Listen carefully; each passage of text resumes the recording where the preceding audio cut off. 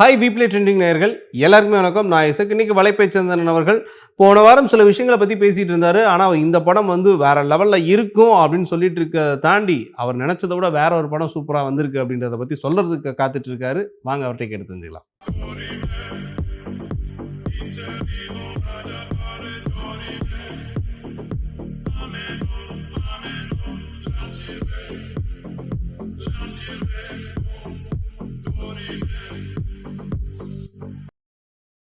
Sir வணக்கம் sir. வணக்கம் வணக்கம். எப்படி இருக்கீங்க சார்? நல்லா இருக்கேன் சார். இப்போ வரக்கூடிய படங்களை பற்றி தான் நம்ம நிறைய தெரிஞ்சுக்க போகிறோம்.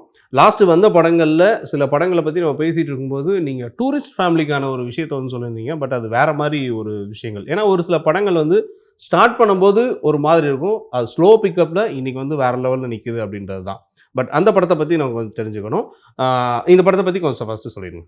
அதான் அந்த டூரிஸ்ட் ஃபேமிலி அந்த கண்டென்ட்டு இன்றைக்கி இருக்கிற அந்த ட்ரையான ஏரியாவில் அந்த படம் வந்து ஏதோ ஒரு பசுஞ்சோலையாக இருக்குது. ஆக்சுவலாக நம்ம ஒரு அடிதடி படங்களாக பார்த்துட்டு ஒரே கூச்சல் இப்படிப்பட்ட படங்களாக தொடர்ந்து பார்த்துட்டே இருக்கும். ஒரே அடிதடி, ரத்தம், வெட்டு, குத்துன்னு.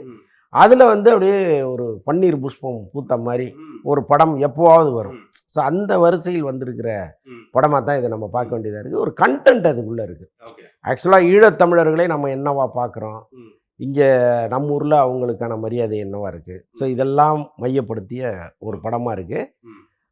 நம்ம எப்படி கொண்டாடுறோமோ அதே மாதிரி ஈழத்தமிழர்கள் அந்த படத்தை பயங்கரமாக கொண்டாடுறாங்க. வேர்ல்டு வைடு அந்த படம் வந்து ஒரு பெரிய வெற்றி படமாக மாறி இருக்குது. தமிழ்நாட்டிலே கிட்டத்தட்ட ஒரு 15 கோடி ரூபா கிராஸ் ஆகுங்கிற அளவுக்கு சொல்கிறாங்க. ரொம்ப ரொம்ப லோ பட்ஜெட்டில் எடுக்கப்பட்ட படம். அதில் சசிகுமாரும் சிம்ரனும் தான் பெரிய ஆர்டிஸ்ட்டே தவிர பாக்கி யாரும் பெருசாக கிடையாது. அந்த டைரக்டர் ஒரு கேரக்டர் நடிச்சிருக்காரு, ரொம்ப அழகாக நடிச்சிருக்கிறாரு. அதான் இப்போ அவர் யார்ட்டையுமே அசிஸ்டண்ட்டாக ஒர்க் பண்ணதில்லை. ரொம்ப ஆச்சரியமாக இருக்குது. இப்படி ஒரு டைரக்டர் இவ்வளவு நேர்த்தியாக ஒரு படத்தை கொடுக்க முடியுமா? அதில் வந்து டயலாகெல்லாம் அவ்வளவு லைவாக சுவாரஸ்யமாக ரொம்ப அழகாக எழுதியிருக்காங்க. கடைசி 3/4 மணி நேரம் வந்து படம் அல்டிமேட்டாக இருக்குது. நாம் ஒரு விஷயத்தை நினச்சிட்டே இருப்போம், டோட்டலாக வேற ஒன்றா அது மாறும். அது வந்து ரொம்ப ஆச்சரியமாக இருந்துச்சு. அப்படி அந்த அந்த டைமென்ஷன் மாறுறது ரொம்ப சுவாரஸ்யமாக இருந்துச்சு. ஸோ மொத்தத்தில் வந்து நாம் எதிர்பாராத ஒரு படம் வந்து ஒரு பெரிய வெற்றியும் மகிழ்ச்சியும் கொடுக்கும்ல, அதுதான் டூரிஸ்ட் ஃபேமிலி. சிறப்பு சிறப்பு. சரி சார், இப்போ இந்த வாரம் வரக்கூடிய படங்கள், அதாவது இந்த வாரம் விட்டுட்டு அதுக்கு 16ஆம் தேதியிலேருந்து நிறைய படங்கள் வந்து ஸ்டார்ட் ஆக போகுது. அதில் வந்து எந்த படத்துக்கான எந்த படம் வந்து பயங்கரமான ஒரு எதிர்பார்ப்பு கொடுக்கும்? அதாவது நம்ம சந்தானம் படம் அவரோடது வருது, மாமன் படம் வருது. இதுக்கு இடையில வேறு ஏதாவது புது படங்களுக்கான தேதிகள் எதுவும் மாற்றி வச்சுருக்காங்களா? இல்லை, எப்போவுமே வாரம் ஒரு 7-8 படங்கள் வந்துக்கிட்டு தான் இருக்குது. அதில் வந்து ஓரளவுக்கு சில படங்கள் தான் ஜெயிக்குது. பாக்கி பெரிய பல படங்கள் வந்து காணா போயிடுது. அதுக்கு காரணம் என்னென்னா, டைரக்டர் புதுசு, நடிக்கிறவங்க புதுசு. நல்ல கண்டென்ட்டாக இருந்தால் ஒரு 4-5 நாளில் பிக்கப் ஆயிடுது. அது யாராவது சொல்லிடுறாங்க, சார் நீங்கள் இந்த படத்தை பார்க்கலையே, சூப்பர் படம் சார்னு சொல்லுவாங்க. அப்புறம் போய் பார்ப்போம், அப்படி ஏதாவது பேசுவோம், மக்களும் வந்து பேச ஆரம்பிப்பாங்க, தானாக பிக்கப் ஆயிரும். பட் அந்த மாதிரி பிக்கப் ஆகிற படங்கள் அண்மை காலத்தில் பெருசாக வரமாட்டேங்குது. இப்போது முற்றிலும் புதுமுகங்கள் நடித்த படங்களை நான் சொல்கிறேன். இப்போ நீங்கள் சொன்ன மாதிரி சந்தான படம் டிடி நெக்ஸ்ட் லெவல், அது வந்து அதிரி புதிரியான காமெடியாக இருக்கும்னு சொல்கிறாங்க. அந்த படம் பார்த்தவங்களும் அப்படி தான் சொல்கிறாங்க. அந்த டீமே அவ்வளோ ஹாப்பியாக இருக்குது. நீங்கள் அன்னைக்கு அந்த ப்ரொமோஷன் நிகழ்ச்சியில் சந்தானம் சொல்கிறாரு, நாங்கள் டென்ஷனாகவே இருந்தது இல்லை, அது ஒர்க்கை வந்து மண்டையில் ஏற்றிட்டதே கிடையாது, ரொம்ப கேஷுவலாக ரொம்ப ஜாலியாக அப்படி தான் நாங்கள் பண்ணுறோம் அப்படின்லாம் சொல்கிறாரு அவர். அப்படி பண்ணால் தான் ஒரு காமெடி படத்தையும் நீங்கள் கொடுக்க முடியும். கட்டுன்னு விழுந்துட்டு வள்ளுன்னு விழுந்தீங்கன்னா எங்கே இந்த காமெடி வரும்? ஸோ ரொம்ப கேஷுவலாக ஜாலியாக ஒரு படம் எடுத்திருக்காங்க. ஆர்யா தான் தயாரிச்சிருக்கிறாரு. ஸோ அதில் வந்து சிம்பு ப்ரொமோஷனுக்கெல்லாம் வந்து ஹெல்ப் பண்ணதெல்லாம் அதான் நம்ம ஏற்கனவே சொல்லியிருக்கோம். சிம்பு சந்தானத்தினுடைய அந்த ஃப்ரெண்ட்ஷிப் பற்றி நம்ம சொல்லியிருக்கோம். அது மேடையில் வெளிப்படையாக தெரிஞ்சுது. சிம்பு ஒரு பக்கம் வந்து சந்தானத்தை புகழ்வதும், சந்தானம் வந்து சிம்புவுக்கு எவ்வளோ மரியாதை கொடுத்து வச்சுருக்கிறாருங்கிறதையும் எல்லாத்தையுமே அந்த மேடையில் நம்ம பார்த்தோம். ஸோ அதாவது ஒரு காமெடி படம் வந்துச்சுன்னா நம்ம எவ்வளோ சந்தோஷப்படுறோங்கிறத வந்து நம்ம காலகாலமாக உணர்த்திகிட்டே இருக்கோம். ஒரு நல்ல காமெடி படம் வந்துருச்சுன்னா எந்த எதிர்பார்ப்பும் இல்லாமல் அந்த படத்தை வந்து கண்ணாபின்னு ஓட வைக்கிறோம். ஒரே படத்தை 3 தடவை 4 தடவை திரும்ப பார்க்குற அளவுக்கு நம்ம வந்து இருக்கோம். ஸோ அப்படி இருக்கும்போது சந்தானம் படம் ஏற்கனவே வந்த டிடி படம் மிகப்பெரிய ஹிட்டு, டிடி நெக்ஸ்ட் லெவல் படம் இதுவும் வந்து அவ்வளோ பெரிய ஹிட் அடிக்குங்கிறது உறுதியாக தெரியுது. அதுக்கப்புறம் மாமன் அந்த படம் வந்து அதான் நம்ம போன முறை நிறைய ஆமா பேசியிருக்கோம் நேரா அந்த அதை படத்தை பத்தி பேசிட்டோம். பட் நான் அதுல வந்து ரொம்ப ஸ்பெஷலா வந்து இந்த பிரஸ் மீட்டை தான் பேசணும். பத்தி. ஏன்னா சந்தானம் அவர்கள் பேசின விஷயங்கள் பார்த்தீங்கன்னா, ஆஹ் சிம்பு அவர்களை பத்தியும் நிறைய பேசியிருந்தாரு. ஆர்யா அவர்களை பத்தியும் சொல்லியிருந்தாங்க. அந்த டைம்ல அவங்கலாம் எப்படியெல்லாம் சில நேரங்கள்ல இவங்களுக்கு சப்போர்ட் பண்ணாங்க அப்படின்றதையும், ஏதோ ஒரு பழைய வீடு ஒரு விஷயத்த வாங்குனதுல இருந்து ஆரம்பிச்சு ரொம்ப சுவாரஸ்யமா பேசினாங்க. அது பத்தி கொஞ்சம் சொல்லுங்க. இல்லை அதுதாங்க இப்போ தொழில் ரீதியான நட்புங்கிறது வந்து அந்த செட்லேயே முடிஞ்சிடும். அங்கேயே கலகலன்னு பேசுவாங்க. அதை கார் ஏறி போயிட்டாங்கன்னா அந்த நட்பு வந்து அடுத்த படத்துக்கு போயிடுச்சிங்கன்னா தொடராது. ஆனால் சந்தானம் ஆர்யா நட்புலாம் அப்படி இல்லை. அதை தான் சொல்கிறாரு, நான் ஒரு பழைய வீடை வாங்கி அதை ரெடி பண்ணிக்கிட்டு இருந்தேன். அது வந்து ஒரு 3 மாடி வீடு. என் ஒய்ஃபும் எங்கள் அம்மாவும் போய் அப்பப்போ விளக்கேற்றிட்டு வருவாங்க அந்த வீட்டில். திடீர்னு ஒரு நாள் ஆர்யாவை கூப்பிட்டு போய் இதாண்டா நம்ம வீடுன்னு காட்டினா அவன் வந்து இதை இடி அதை இடின்னு மொத்தத்தையும் வீட்டையே இடிச்சிட்டான். அடுத்த வாரம் எங்கள் அம்மாவும் ஒய்ஃபும் போகும்போது வீடே இல்லை. ஃபோன் பண்ணிட்டு வீட்டை காணடான்னு ஃபோன் பண்ணி சொல்லிகிட்டு இருந்தாங்க அப்படின்னு சொன்னார். அந்த உரிமை இருக்குல்ல, நீ வீட்டை இடிடா பார்த்துக்கலாங்கிற அந்த உரிமை இருக்குல்ல, அதை நண்பன் சொன்னாங்கிறதுக்காக செய்கிற ஒரு நட்பு இருக்குல்ல. ஸோ இதெல்லாம் வந்து ரொம்ப நல்லா இருந்துச்சு. கேட்கும்போதே அவ்வளோ சுவாரஸ்யமாக இருந்துச்சு. கண்டிப்பாக கண்டிப்பாக. இப்போ ஒரு ஒரு விஷயங்களை நம்மளை மகிழ்விக்கும் ஒரு கலைஞர் சந்தானம் அவர்கள், இதெல்லாம் இந்த வரிசையிலலாம் இவங்களுக்கு முன்னோடியாக இருந்தவர் வந்து கவுண்டமணி அவர்கள். இப்போ சமீபத்தில் பார்த்தீங்கன்னா அவருடைய மனைவி சாந்தி அவர்களே இறந்துட்டாங்க. பட் இதில் வந்து நிறைய பேர் கலந்துக்கிட்டாங்க. இதில் கலந்துக்கிட்டது ஒரு பக்கம் இருந்தாலும், இதில் நம்ம யார் யாரெல்லாம் வந்து இதுவரையும் ஒரு சில விஷயங்களில் துக்க நிகழ்ச்சிகளுக்கு யார் யாரெல்லாம் கலந்துக்கலையோ, இந்த ஒரு துக்க நிகழ்ச்சியில் எல்லாரையுமே பார்க்க முடிஞ்சது. அப்போ எவ்வளோ ஒரு நட்பு வட்டாரங்களையும் ஒரு உறவு முறைகளையும் சேர்த்திருக்காரு அப்படின்றத புரியுது. இதை பற்றி கொஞ்சம் சொல்லுங்க. ஆமாம், கவுண்டமணியை பொறுத்தளவுக்கு அவர் ஆரம்ப காலத்தில் வளர்ந்த காலத்துலேருந்து பார்த்தீங்கன்னா ரொம்ப ஒரு எளிமையான வாழ்க்கை. இதில் வந்து சமையல் ஹோட்டலில் சமையல் வேலையெல்லாம் பார்த்துருக்கார். அவர் வந்த காலத்தில் தான் பாக்கியராஜ் எல்லாம் வந்தாங்க. ஸோ அது ஒரு பெரிய வரலாறு அவருக்கு. இன்னைக்கு கிட்டத்தட்ட 80 வயசை தாண்டி கவுண்டமணி இருக்காருனாலும் ஆரோக்கியமாக இருக்கார். தினமும் வாக்கிங் போகிறது, படிக்கிறது, படங்கள் பார்க்குறது, ஒரு நேர்த்தியான வாழ்க்கையை அவர் வாழ்ந்துட்டுருக்காரு.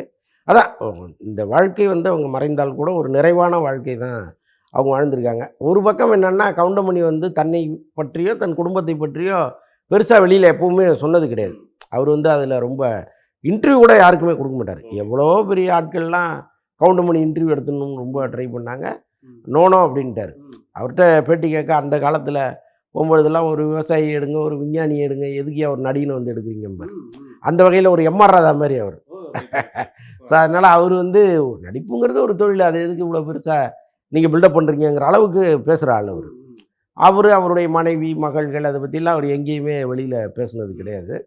இப்போது இந்த மறைவுக்கு பிறகு அவருடைய மனைவி பற்றியும் பசங்க என்ன பண்ணுறாங்க அப்படிங்கிறதெல்லாம் செய்தியாக வெளியில் வருது. அது தவிர்க்க முடியாது. பட் இந்த நீங்கள் சொன்ன மாதிரி கவுண்டமணி மீது, அதாவது மார்க்கெட்டில் இருக்கிற நடிகர் வீட்டில் ஒரு துக்க நிகழ்வு அல்லது ஒரு சந்தோஷமான நிகழ்வுனா மொத்த பேர் வந்துடுவாங்க. அது வந்து மார்க்கெட்டில் இருக்காருங்கிறதுக்கு. ஆனால் மார்க்கெட்லேயே இல்லை அவர்.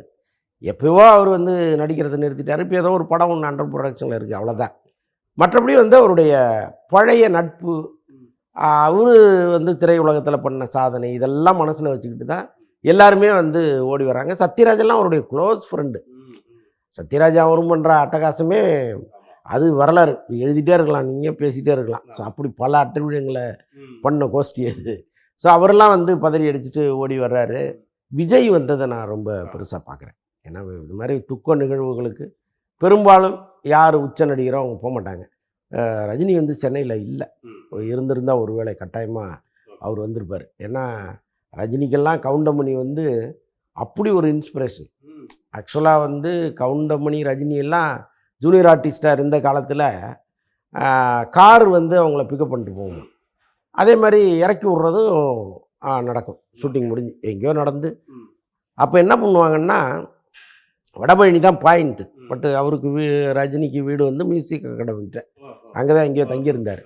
கவுண்டமணி வந்து அதையும் தாண்டி போகணும். அப்போ என்ன பண்ணுவாங்களாம், ஒரு காருக்குள்ளே வந்து மொத்த பேரையும் திணிக்கிறது. ஒரு சின்ன காரில், ஒரு அம்பாசிடர் காரில் ஒரு 7-8 பேரை ஏற்றினா எப்படி இருக்கும், அந்த மாதிரி ஏற்றிக்கிட்டு ஒவ்வொருத்தராக விட்டுட்டு கடைசியாக தான் கொண்டு போய் கவுண்டமணியும் ரஜினி இறக்கி விடுவாங்களாம். அந்த சுற்றி இருக்கிறதெல்லாம் விட்டுட்டு வரணும். அப்போ ஒரு முறை ரஜினி ரொம்ப ஃபீல் பண்ணியிருக்காரு. நம்ம வந்து பசிக்கும், வீட்டுக்கு போய் தூங்கிட்டு மறுபடியும் காலையில் சீக்கிரம் கிளம்பி வரணும், நம்மளை இவ்வளோ லேட்டாக கொண்டு போய் விட்றாங்களே, நம்ம அதுக்கு நடந்தே போயிடலாம். ஒரு முறை காரில் இடமே இல்லையா, இப்போ அப்படி ஒரு நெருக்கடியான இடத்துல ரஜினி இறங்கிட்டாரான், நடந்தே போயிடுறேன் நான், நீங்கள் போங்க அப்படின்ட்டு. அப்போ கவுண்டமணியும் கூட இறங்கிட்டாரான், நம்ம 2 பேரும் பேசிட்டே நடக்கலாம் ஏன்ட்டு. இப்போ கார் போயிடுச்சு, அவங்க 2 பேரும் வடபழனிலேருந்து பேசிகிட்டே மியூசிக் அகாடமியை நோக்கி வந்துட்டு இருக்காங்க. அப்போ கவுண்டமணி சொன்னார், இந்த மாதிரி வந்து கவுண்டமணியும் ரஜினியும் இவங்க மாறி மாறி பேசிக்கிட்டதில் சொல்ல வந்தது என்னென்னா, நம்ம தினம் ஒரு காரில் போகலாம், அப்படி ஒரு வாழ்க்கை நமக்கு வரும், தினம் ஒரு காரில் நம்ம சொந்த காரில் போகலாம் அப்படின்னு சொல்லியிருக்காங்க. அதே மாதிரி கவுண்டமணி வந்து 8 கார் வச்சுருந்தார், தினம் ஒரு காரில் ஒருவர் சொல்லிங்க. ஸோ அப்படி வந்து ரஜினி சொன்னார், உனக்கு அப்படி ஒரு வாழ்க்கை வரும்னே அப்படின்னு. ஸோ அது மாதிரி அவங்களுக்குள்ள அந்த நட்பெல்லாம் இருக்குது.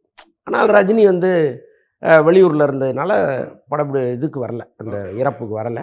பட் விஜய் வந்ததெல்லாம் நிஜமாவே பெரிய விஷயம். கண்டிப்பாக கண்டிப்பாக. ஏன்னா இப்போது சமீபத்தில் பார்த்தீங்கன்னா அவருடைய அந்த ஜனநாயகன் படப்பிடிப்புக்கும் அவர் அந்தளவுக்கு பிஸி ஷெட்யூலை ஒதுக்கிட்டார். அதே டைமில் அதுக்கு முன்னாடி நடந்த சின்ன சின்ன ஒரு மக்களை சந்திக்கிற ஒரு நிகழ்வில் கூட, அந்த பத்திரிகையாளர் சந்திப்பு கூட அவர் ஓரளவு கொஞ்சம் ஹேண்டில் பண்ண கற்றுக்கிட்டாரு அப்படின்ற மாதிரி ஈஸியாக. இல்லை, பத்திரிகையாளர் சந்திப்புலாம் அதை நம்ம எடுத்துக்க முடியாது. அவங்கள பார்த்து இன்னொரு நாள் சந்திக்கிறேன்ட்டு போயிட்டார், அவ்வளோதான். அது வந்து எப்படி பத்திரிகையாளர் சந்திப்பாக இருக்கும், அதை வந்து நம்ம அந்த கணக்கில் எடுத்துக்கக்கூடாது. என்னைக்காவது சந்தித்து கேள்வி பதில் நடத்தும் போது அன்றைக்கி அதை பற்றி பேசுவோம். Okay okay. ஸோ கண்டிப்பாக, ஏன்னா அதுக்கான நிறைய பதில்கள் வச்சுருக்காரு அப்படின்றது மட்டும் தெரியுது. ஸோ அந்த பாயிண்ட்ஸ் எல்லாமே வந்து நம்ம பத்திரிகையாளர் கையில் நிறைய இருக்குது. நிறைய கேள்விகள் வந்து எப்படி கேட்க போகிறோம் அப்படின்றதுல தான் இருக்குது அப்படின்றத நம்பலாம். Okay sir. இப்போ வந்து இந்த கூலி படத்துக்கான ஒரு புது அப்டேட் வேறு இருக்குது. அண்ட் அதுக்கப்புறம் வந்து சமூக ஊடகங்களில் ஸோ அவருக்கான அந்த ஹேர் ஸ்டைலு, அவர் நடந்து வர்றது, இதெல்லாம் வந்து ஒரு சின்ன ஒரு கிளிம்ஸ் வந்து வந்திருக்கு. இதை பற்றி சொல்லுங்கள். என்ன மாதிரியான ஒரு அடுத்த ஸ்டெப்பு வந்து அதுதாங்க அட்டகாசமாக இருக்குது.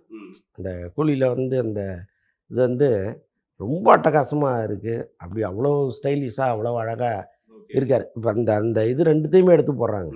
தளபதியில் அந்த போஸில் அவர் நிற்கிறது, அதுக்கப்புறம் இத்தனை வருஷம் கழித்து அதே ரஜினி எப்படி இருக்கார் அப்படிங்கிறது அவ்வளோ ஆச்சரியமாக இருக்குது பார்க்கும்பொழுது. அதான் சொல்கிறேனே, ரஜினியை வைத்து யார் படம் எடுத்தாலும் ரஜினி ரசிகனாக மாதிரி அந்த படத்தை எடுப்பாங்க. இது நம்ம ஏற்கனவே பேசியிருக்கோம்.